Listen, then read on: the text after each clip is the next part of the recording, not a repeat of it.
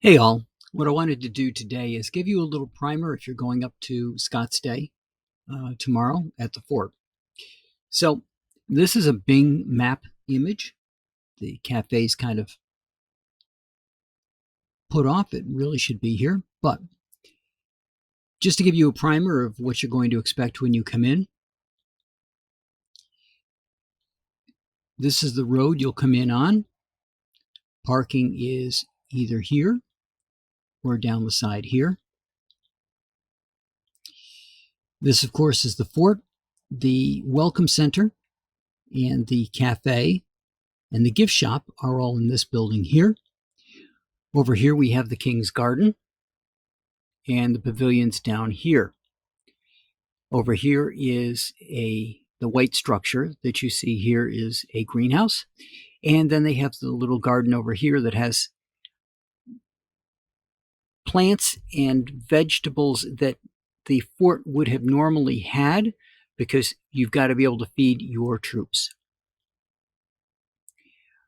Over here is the recreated redoubt where the cannon demonstrations now happen.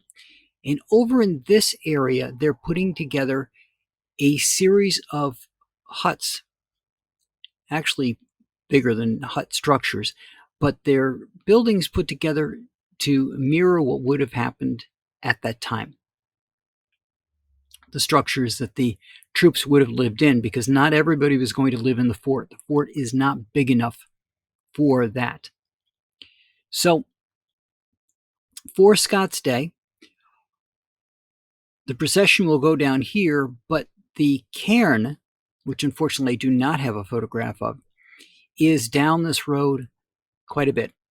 So it'll be a nice walk. If you are not capable of walking it, there is obviously going to be a way to drive down to it. Otherwise, make sure that you've got some comfortable shoes on and you're ready to walk. Other things that you can see that day.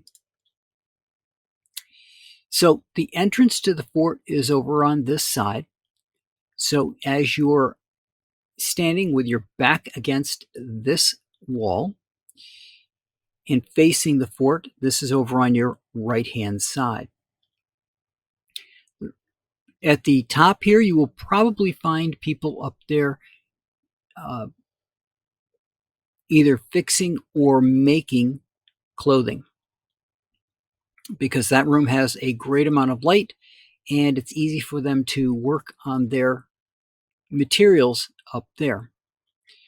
Down here is a living quarters. You're going to see what the beds looked like in a bunk bed fashion down there. And over on this side, you're going to see a table set out. I don't know what they're going to put on the table this year, but there's a table that's usually set up there to give you an idea of what they would have had to eat upon.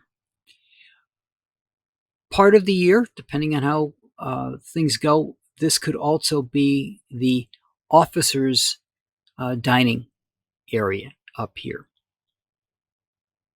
Now going back over to where I said before the entrance, over here underneath these stairs is an area that will allow you to see what the fort structure would have looked like, as well as some activities for kids to partake in. In here, you'll be able to see one of the beds at an angle. It's interesting to see that that bed is angled. It's not a flat bed. Over in here is another living quarters situation, in which you can see the bunk beds again, as well as a table. And there'll probably be some craftsmen in there working as well. Over on the end, another set of bunk beds. Typically what you'll find in there are either the woodworkers or the shoemakers working on their craft in there. The second floor of this structure, as well as the third floor, is the museum. In the museum, you will see displays of armament as well as pottery. In the top floor, you'll see some stuff from the USS USS Ticonderoga that was put up at the top there, as well as more dioramas and over here a statue of an Indian, as well as some wood-made structures like a chest that has no nails. It's just put together, interlocked with pieces of wood.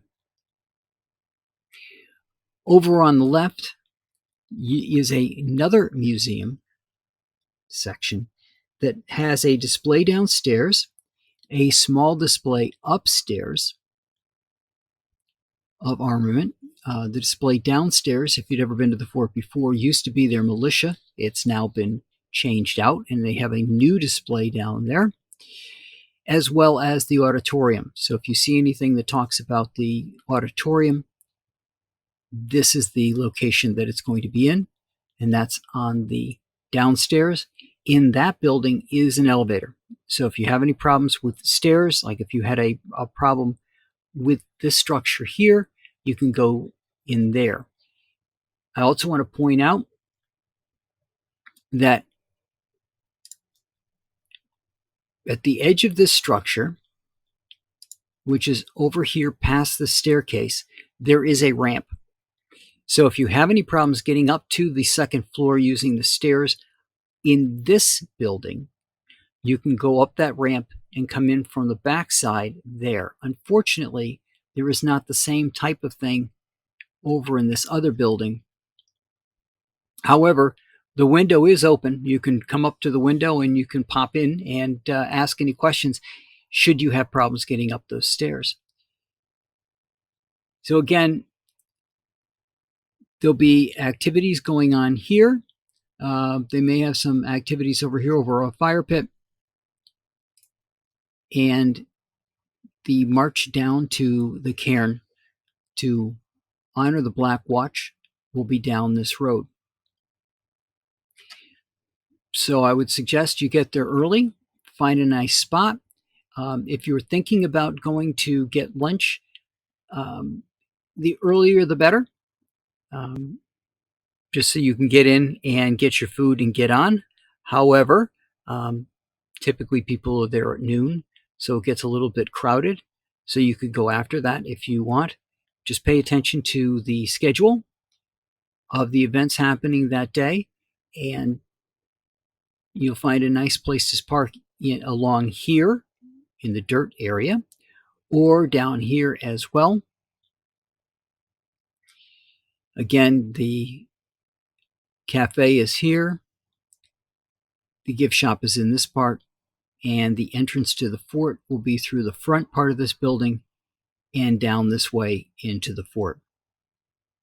I'm headed up there for Scots Day this year. It'll be the first time I think I've been able to make it up to this one, so I hope to see you all there.